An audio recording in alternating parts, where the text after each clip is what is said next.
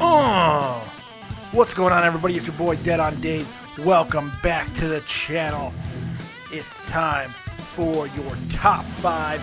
It's Saturday. I'm ready. We got a good one. It's top 5 worst wrestling names of all time. Are you ready? Let's go!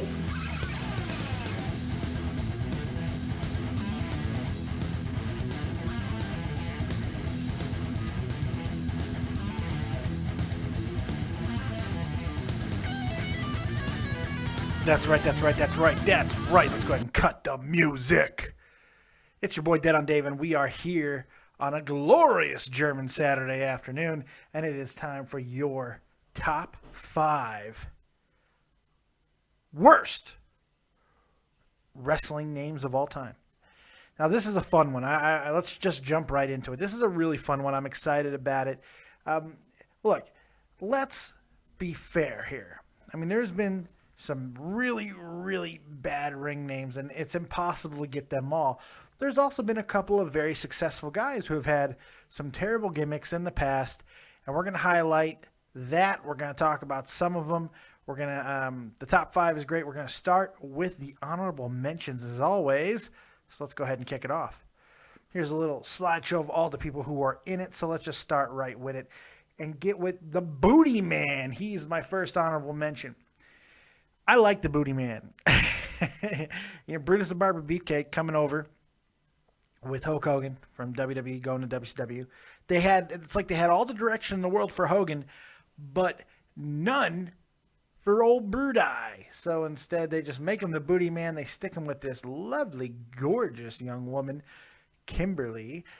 Later, Diamond Doll, all kinds of stuff. She was DDP's wife for quite a long time. And they just made him a parody, a gimmick. And then he ended up being the Zodiac. The Zodiac, that was when he was in the Dungeon of Doom. And then later on, when he was in the NWO, he was the Accolade or whatever. It was weird. He was just strange. He was just a biker with a beard, and that was his gimmick. And Hogan beat him up and hit him on a cake once. It was just weird. It was always strange. But the Booty Man was the one that, it's like if Brutus the Barber Beefcake wasn't a terrible name, which it is, the Booty Man is even worse. And basically he would come out and shake his booty. And then his finisher was a running high knee or high knee. Get it? Get it? You get it, right? Come on. Tell me you get it.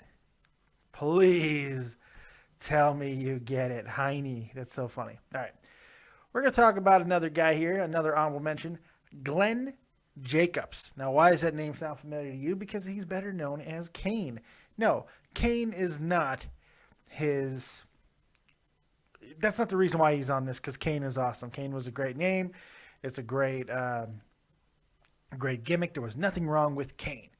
But he's had some other bad ones. I mean, he was Fake Diesel. Mike Unabomb. Una and Unibomb. He went by both of those names. And, of course, Dr. Isaac Yankem, DDS, the character he still to this day will not talk about. He doesn't like talking about the Diesel stuff either, to be honest. But he was Dr. Isaac Yankem, DDS. Of course, they always had to put the DDS in there because he was Jerry Lawler's dentist. But even that is not the reason why he's on my honorable mentions list. You probably have seen a picture of a weird... There it is right there. Perfect. See that weird green thing? That's Kane. And he was known as the Christmas Creature. Yes. The fucking Christmas Creature. Swear to God, can't make this shit up. Just horrible. Horrible. So he's in there because of that. How about Thurman Sparky Plug? Remember that one? That was Bob Holly. Bob Sparkplug Holly, as he became in WWE. Before that, he was Thurman Sparky Plug. Horrible, horrible name. Just terrible. Here's one that's on here just because it just never seemed to make sense. Honorable mention, Test. Test is a terrible name. Now, look, Andrew Martin was so good in so many different ways. I honestly feel like the WWE just did not know what to do with the guy, and that goes all the way even into his name. It's like everything about him, it was always, it seemed like he was just a filler. Like his name, even most of the stuff that he did, even when he was in tag team division with TNA and everything. No, not TNA, the wrestling company. TNA, Test and Albert, and when they were being managed by the tits and ass of Trish Stratus. Get it? It was a double entendre. It's smart. It's clever. They didn't think that we knew they were talking about it, but we knew that they knew we knew. Ha ha ha. Okay. Test Andrew Martin was so damn good. Young age died, but he was a great wrestler. He was big. He moved well, but it just seemed like they were like, okay, we don't know what to call him. We really don't know what gimmick to use for him. Just call him Test. We'll just call him Test, and then eventually we'll fix it. The problem is they never fixed it, and Test is all we got, and that was it. And it just never worked. I mean, he never fully got over, and it is what it is, and the rest is history, and unfortunately he passed at a very young age. It's a really sad story. I need to take a drink, I'm sorry. Next on the honorable mentions list is Damien Demento. Yeah!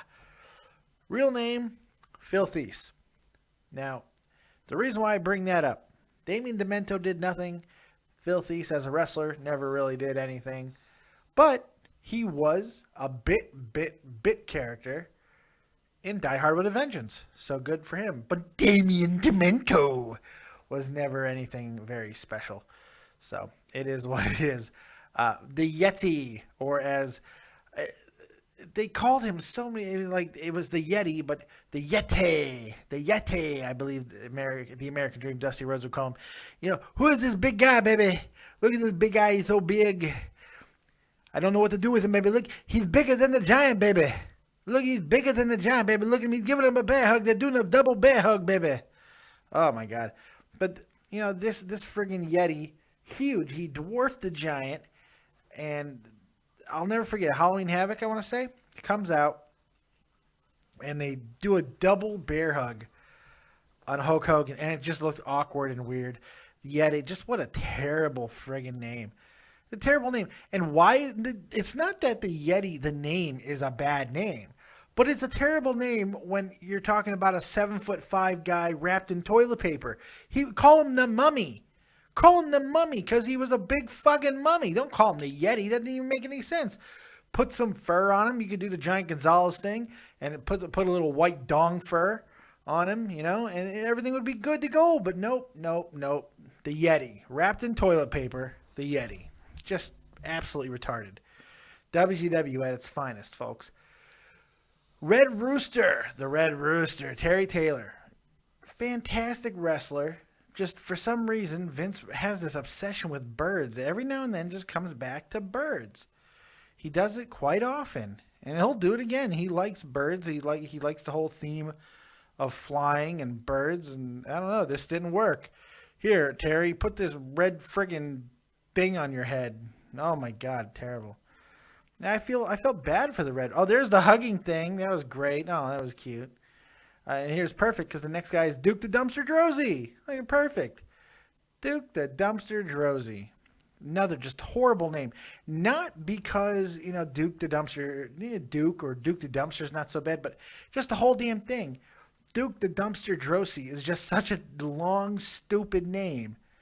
It's just dumb. It was annoying, and it was during WWE's frickin' occupation era, as I like to call it, the occupation era, where everybody came from real life and had jobs. It was so stupid. And you know what? You know what kids like? I know what kids like. They want to root for their garbage man. That's what they're going to want. They're going to want to root for the guy who takes out their shit. That's what they want. No, it's not what they want. And finally, the final honorable mention is beaver cleavage. And you probably saw the weird picture of, so if there was a guy in there that you just wasn't quite sure who he was wearing a little hat and stuff, and he looked like a big old mongoloid, it was beaver cleavage. He was terrible. Absolutely god-awful. That guy sucked so bad. It was really, really bad. I don't even know what to say about beaver friggin' cleavage. Just terrible. The whole idea was stupid. It was supposed to be a sexual parody off of Leave It to Beaver, and it just never worked. It never made sense. Nobody dug it. Uh, just look. I know that I didn't get every terrible name in history on this honorable mention list, and I'm sure there's a lot more. What's your favorite terrible bad name? But let's get into the friggin' list, shall we? The top 5. These are your top 5. There he is. There's Beaver Cleavage. Terrible. The top 5 worst in-ring names of all time. Let's get into it. Let's start with a guy who's, look, the first guy here, he's number 5. He's had a Hall of Fame career. Okay, there's no question. He's had a Hall of Fame career. We got the freaking soundtrack going again. Good job, asshole. Sorry about that. He's had a Hall of Fame career. He was unbelievably impressive when he was younger. Came to WWE, still in great shape, very impressive. They started calling him Paul White, and then they changed it to The Big Show. The Big Show. Number 5 worst name of all time. And some of you guys are going to be like, oh, it's been so long. It's been around for so long. It's stupid. What does it mean? It's a nickname. Big Show is a nickname. Call him Paul Big Show White or something like that. But Big Show just doesn't work. The Big Show? So what is his first fucking name? The? I mean, at least The Giant worked. The Big Show doesn't make any sense. It's stupid. It's always driven me nuts. Because, I mean, it just... I don't know. It's just like The Giant. Why couldn't they keep The Giant? I mean, even if it was, under the name of WCW and all that, who gives a shit? Who gives a shit? They could have used Giant. How about Paul the Giant or the Big Giant, something like that. The Gigantic Giant. WWE likes to do stupid things. The Giant Mongoloid. I don't know. The point is, it's just like anything could have been better than The Big Show. And the weird thing was when he came in '99, a lot of guys were getting really popular just by going by their real names. But Paul White could have worked, possibly. But he's an attraction. And that's the problem. And that's why the name became his name. Because they didn't care about him being a dominant performer. He was just a big guy. He was an attraction. He was a spectacle. He's the Big Show. But it doesn't mean that the name is very good. It just reeks of laziness, and it's stuck for far too long. The funny thing about it is a really great nickname. It really is. It would be a fantastic nickname, but if that's all you're known as is Big Show, it's just stupid. It drives me insane. And that's probably the one that could make the best argument to knock off the list. But I hate it. It drives me crazy. The next one here, number 4, is only on the list because there are certain things you don't fuck with from my childhood, and this is one of them. Battle Cat. That's Battle Cat, okay? This is the only Battle Cat that I care about. When you piss me off and you go after my childhood in the form of He-Man and you try to take his name for this shit, Now, I don't even know what came first. It's quite possible that this asshole came first. But you know what? I'm going to say no because they spelled it with a K, so they were aware that it wasn't going to work. This is the most retarded thing ever. It's not only one of the worst names, but it is one of the worst gimmicks in wrestling history. It was stupid. It was so bad that announcers had a hard time calling it. Look, you don't mess with my childhood. No one fucks with He-Man memories. Plain and simple. Cringer would not be pleased. For those of you who don't know, Cringer was the alter ego of Battle Cat before, Prince Adam would use the Sword of Power of Eternia and become He-Man and transform himself into He-Man. Before Battle Cat was transformed into Battle Cat, he was Cringer. He was a cowardly little pet lion tiger thing cat of Prince Adam. It just drives me nuts. Drives me nuts that they would mess with something so wonderful from my childhood. So that's why you're on this list, Battle Cat, because you're horrible and you make me insane. Battle Cat. That's just another terrible name, too, for so many other different reasons. Well, look at Battle Cat go. Ugh, God. All right, so that's number 4. Now we're going to start getting serious. We're going to start getting serious. Number 3.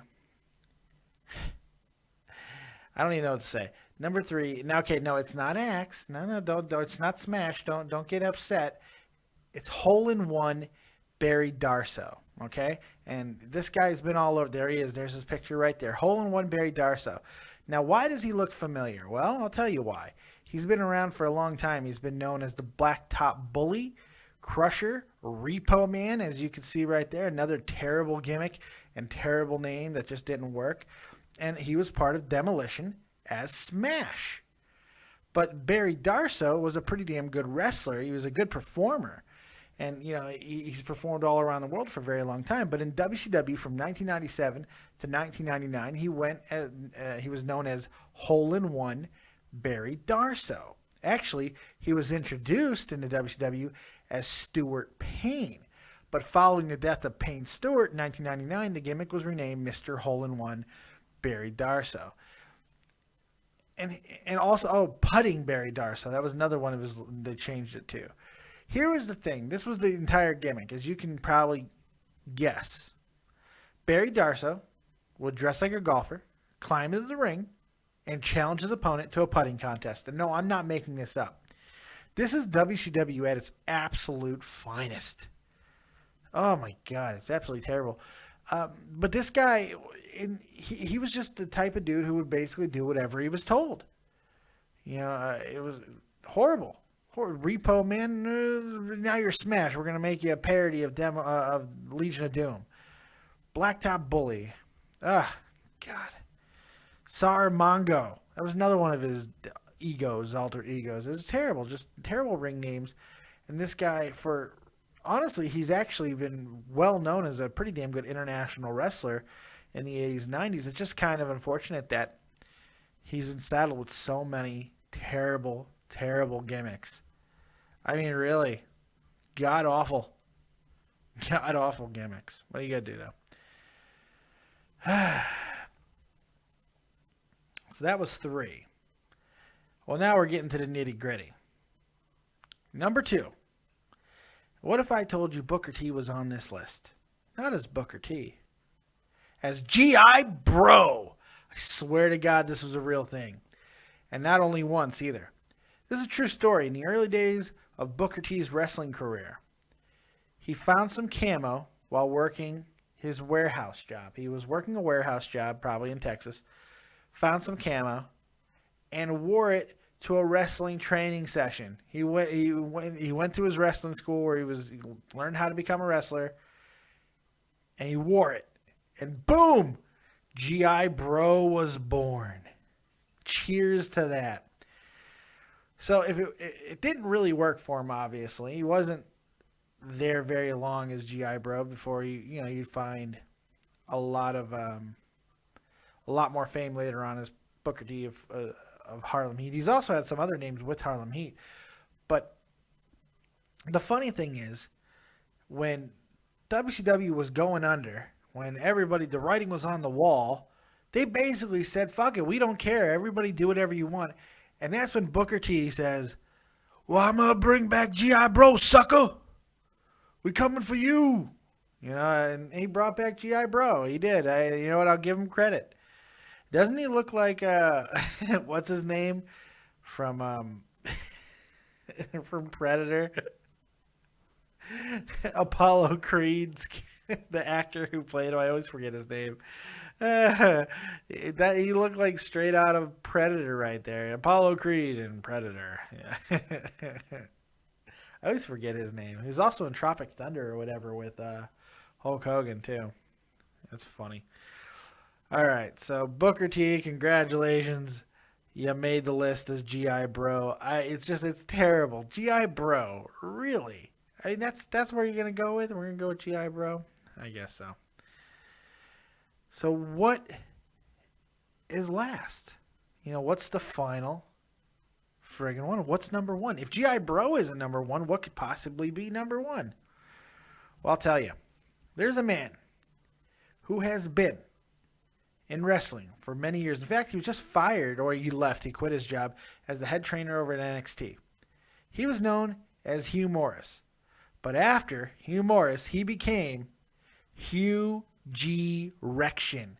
General Hugh G. Rection. He was a friggin' like army, kind of half army guy. General Hugh G. Rection. I swear to God, this was his name. Tail end of WCW. And the funny thing about it, the best thing about Hugh G. Rection, he actually got a title run. He was a United States champion. They gave him a push as Hugh G. Rection. It's unbelievable. This is how most people know him, is Hugh Morris, which is another horrible pun of a friggin' ring name.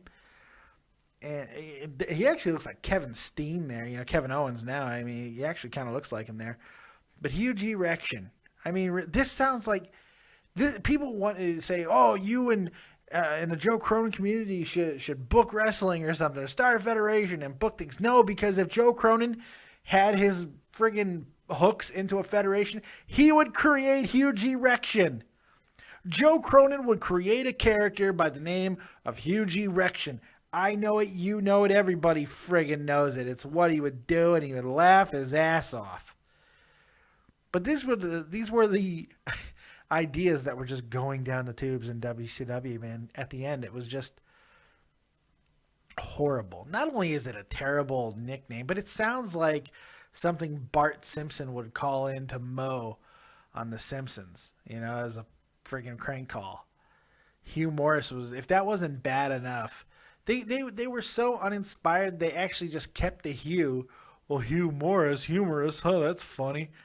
Well, keep the Hugh, put a G, Rection, Hugh G. Rection, ha ha ha. There it is. That's number one. I don't think I could say it any better than that. That is number one with a bullet. I don't even think there's a question about it. So that's my top five. What are your top five worst ring names of all time? Put them in the comment section below. Where did I get it right? Where did I get it wrong? Let me know. We're going to go ahead and get out of here in a minute. Before I do, I want to talk a little bit about a few things. Make sure you check me out tomorrow live right here on Dead on Dave Productions, 1 to 3 Eastern Standard Time, for 2 hours of viewer questions. We'll talk about anything you want to talk about in the world of sports, wrestling, and life. We'll get into whatever. So make sure you call in right on Skype. You can add me in your contacts on Skype and call in DAVIDVANCURA, David Vancura. Call in, take your call, and we'll rap about whatever you want. 2 hours, 2 solid hours of conversation. Go ahead and call in, and we'll take care of that. Let's see what else we got in the wrestling world to talk about before we get up out of here. A couple quick little stories you may or may not have missed in This Week in Wrestling. Lillian Garcia underwent surgery to repair a torn meniscus in her right knee. She'll be out for a little while. Looks like JoJo from NXT is going to be doing a main majority of the ring announcing. Eden will also be doing some of the announcing as well. So JoJo's going to be given an opportunity with Lillian Garcia being out, so that's cool.